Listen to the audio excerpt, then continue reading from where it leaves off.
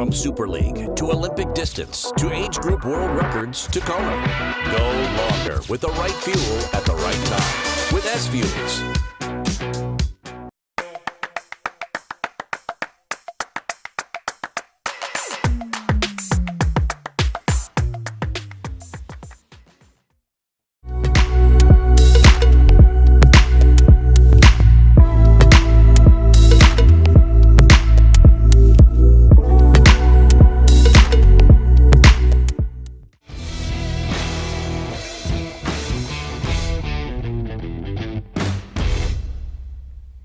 Hey everybody, welcome back to day 3. Breakfast with Bob from beautiful St. George. My name is Bob Babbitt. We're brought to you by Master Spa, Zoot Sports, the original triathlon brand, HOKA, Let's Fly, SFuels, Go Longer, Biostarks.com. Use the code BWB10 for a 10% discount. Quintanaroo, Form Smart Swim Goggles, Zions Bank, Premium Plus Sports, and of course, our Challenged Athletes Foundation, a young man who has had a really, really great year. Mr. Jackson Laundrie joins us. How you doing, Jackson? Hey, Bob. Good. Thanks for having me once again. It's always good time on the show. I always love chatting with you, especially after watching that Oceanside race, watching that play out right in front of us.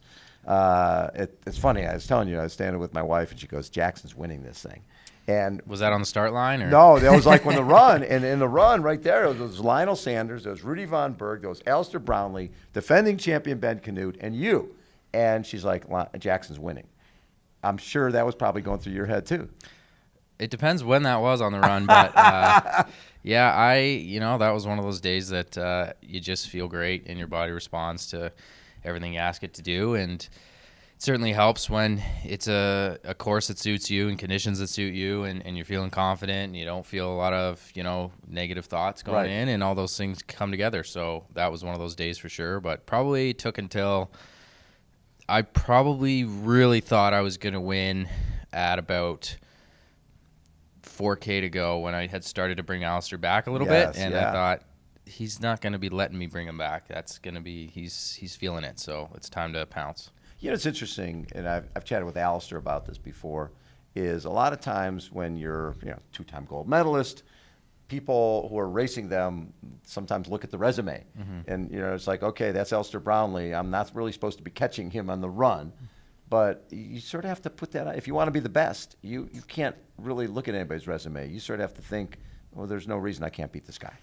For sure. I mean, all the stuff that's happened in the past is in the past when you're racing, and when you're racing, all that matters is what's happening right then and there. And I knew that he was obviously a really strong athlete, but he races so aggressively, and you see that every single time he races. And when he didn't just take off at the start of the run and just totally leave us behind, I knew that he was beatable.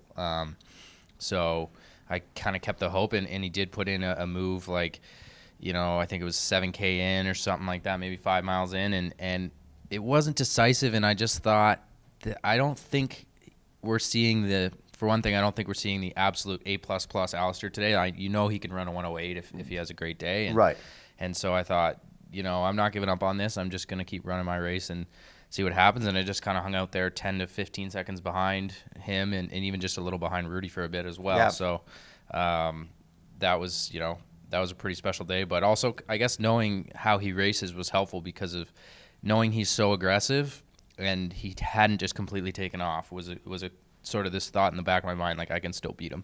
That's so cool. Now, when you win a race like that, it's nice to win a race, but when you beat a field like that, and Ben Canute went exactly the same time as he did a few months earlier when he won the race. Mm-hmm. So obviously you guys had taken up the ante on how the race went, and you're beating a two-time Olympic gold medalist. Did that change things for you in terms of your perception of you, sponsors' perception, that type of thing?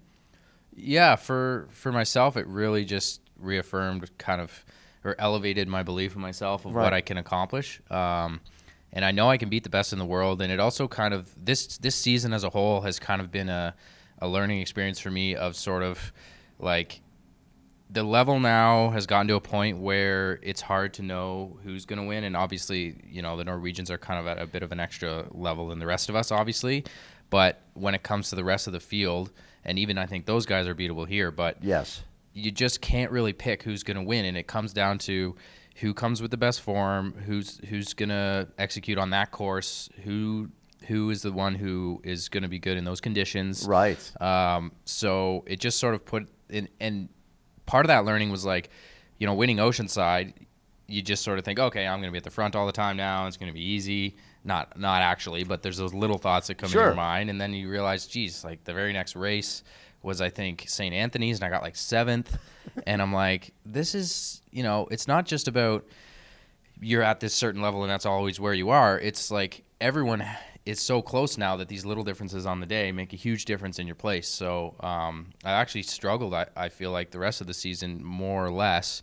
I've had more bad days than good, but it's not been for lack of fitness.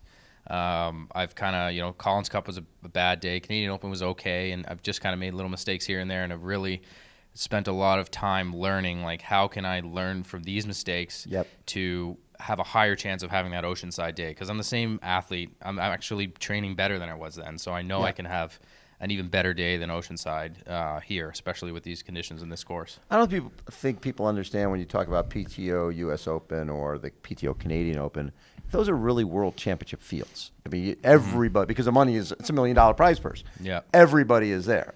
So it's, when you look at them and go 17th, 19th, there can be seconds connect between being in 17th and being in the top 10 or top 5.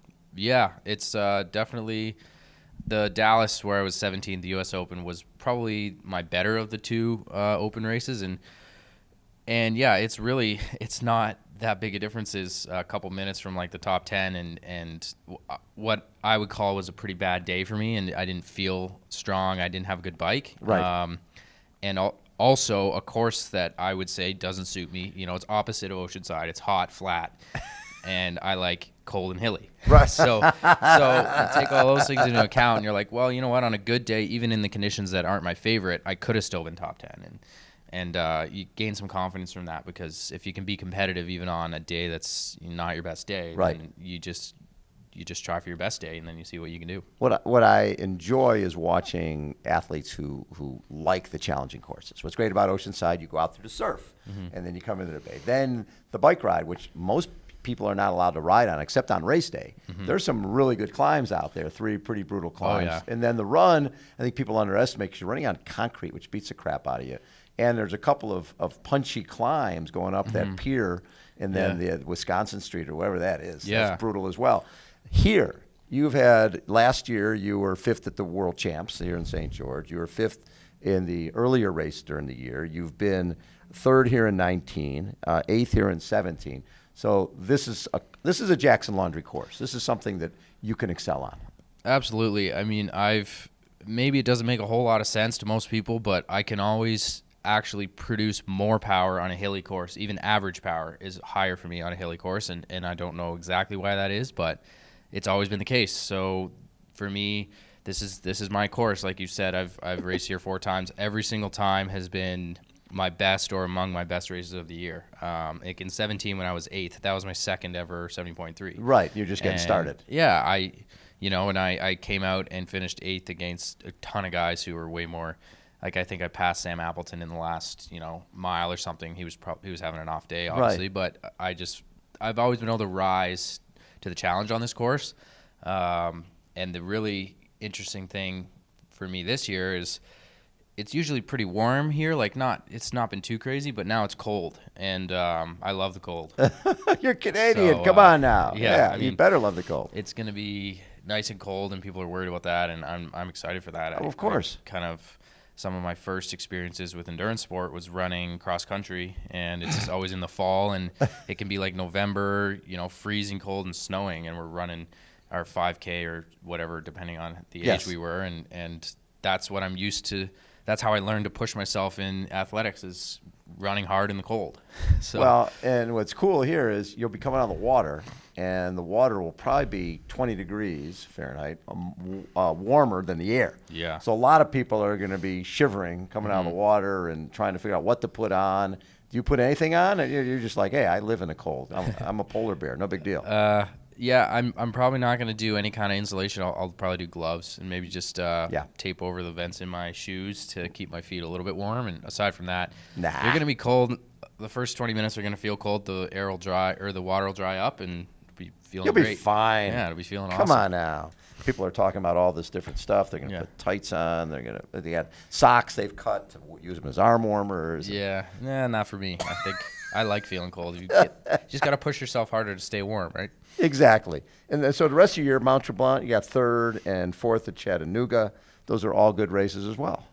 Yeah, that was solid. I'd say probably aside from Oceanside, my next best race would have been Chattanooga. Yeah. That was North American champs. It was a really competitive field. Jason West had a breakthrough win there. He really did. He was great. Hansen was second, and I was in a really good battle with Rudy, but he got me for 3rd there. But that was one of those days where I came away thinking, you know what, that race didn't really play out in my favor. And just like I said, it's so close, and little differences, like we almost got away on the bike and kind of got away from Hansen and West. And if that happens, then all of a sudden it's me and Rudy potentially battling for the win, right? So Right. I did have a strong day there, and again, a pretty hilly course. And then Mont Tremblant was 3rd. Not a great day, but if I can pull out a 3rd on a okay day, then I'm pretty happy with that. So yeah, just kind of trying to build off of some of those good results. But I definitely have had a bit of a lower fitness point, or just a lower success rate in my races in the mid part of the season. But a lot of it, are little things that I've been able to correct, and it's not been a lack of fitness. So I've certainly got lots of confidence going into this one. With what the Norwegians have brought to the table in the last few years, and we've seen times, it used to be like in the full Ironman, somebody went under 8 hours. That was a big deal. Now it's pretty much every race people are going under 8 hours. Yeah. How have you had to adapt with, and obviously the 70.3 keeps getting faster as well. I've had to get faster. Right. I've had to improve, and I've improved every year. And I've been able to improve at a faster rate than the field because I've been able to start doing better and better. So yes,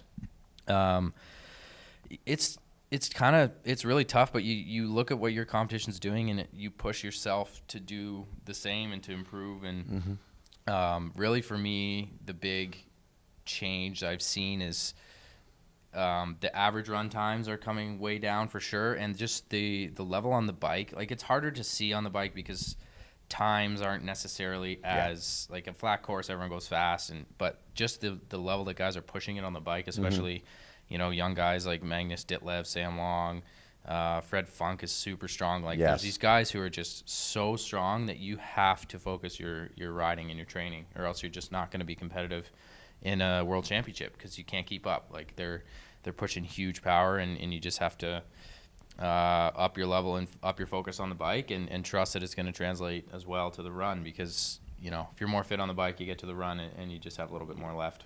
There was a point, and I think it was it back in 2015 or so, where you were thinking about leaving the sport. Yeah, I think it was probably 2015. Yeah. I was just starting out in my pro career, and it was just I hit this realization of like I was a long way off from being world class. Right. Like I was, 5% slower than like the fastest guys, and I'm like, just thinking about, do I even try to go for it? Because I don't really want to do this and just be the guy who's just a pro, but part of the pack. Yeah, I want to do it if I'm going to be competitive at the front end, and I decided, you know what, one couple bad races, and I didn't really show what I was capable of, so let's see what I can do next year. And then 2016, the next race, I was like second, and I was like a minute and a half behind Cam Dye, who was the best. Cam was the best Olympic distance, and that was an Olympic. So I was like, all right, well, obviously I can keep improving here, and I never did beat Cam Dye, but he retired. He did. But he was kind of the guy who showed me where the level was when I was starting, because I wasn't even into long course yet at that point. Well, and was the Olympic format, was that really more your thing back then, or more Olympic non-draft? Olympic non-draft was where I excelled more. I did do some ITU, some draft legal. Didn't really have much success there. Just my swim was just not you gotta be where right it needed there to be, and that was kind of, and that didn't really discourage me, because I always knew that I was stronger on a time trial bike as well, and that kind of thing. So I used that for experience, and then sort of Olympic non-draft was where I started getting a little bit better results, and jumped up to the long course in 2017. And we're actually sitting overlooking the finish line here, right? Or it's right behind us. And what would it mean to you? You like big races. Oceanside, there was a lot of spotlight on that race because it's sort of one of the early season races. You had a defending champion, Ben Canute, who'd been training on the course. You had a two-time Olympic gold medalist. You had Lionel Sanders. You had an all-star field that you knocked off. So obviously the bright lights don't scare you. What would it mean to you to win this? It'd be amazing. I mean, it's a tall task. You've got the Norwegians. Nobody's ever beaten Gustav Iden except for Christian, and that, and he's here as well. So, it would be incredible to get one in the column for the good guys and try to beat Team Norway. Those guys are amazing what they're doing, and the rest of. And not to say that, they're the only ones to beat. You got Magnus and Fred Funk, Ben Canute, and Sam Long. And Sam Long was second here last year. He's been, focusing for this race. Didn't do Kona. He's going to be just flying out there. And it's going to take a special day. Whoever gets the win, it's going to need a really special performance. And even if it's one of the Norwegians, to be able to back up Kona would be insane. So super exciting. But I think I have as good a chance of anyone as pulling off an amazing day and taking the win. I love it. Jackson, hopefully we'll see you back here on Sunday. Thanks so much. Jackson Laundrie has been our guest, everybody. Again, Breakfast Bob from beautiful St. George, Utah. Hold on, everybody. We will be right